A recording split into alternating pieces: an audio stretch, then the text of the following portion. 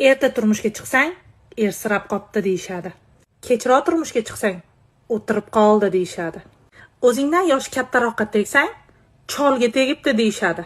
O'zingdan yoshrog'iga tegsang, yosh bolani boshini aylantirib yerga tegibdi deyishadi.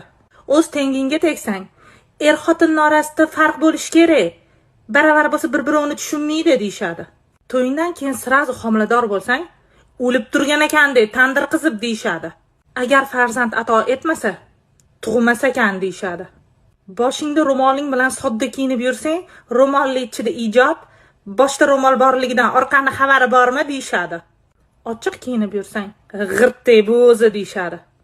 Ozg'in bo'lsang, ozg'inligingni, qaraqiltiruvligingni yesang bo'lmaydimi deyishadi. Asal to'ladan kelgan bo'lsang, semirib ketganingni qara, nafsingni tiysang bo'lmaydimi deyishadi.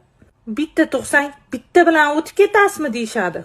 Ko'p tug'sang, ha deb tug'urar ekan deyishadi. Ular avval ham gapirishgan, hozir ham gapirishadi, keyin ham gapirishadi. Bu berilgan bitta dona hayotimizda o'zingizni qanaqa baxtli his qilsangiz, shunaqa yashang. Ular har doim gapirishadi.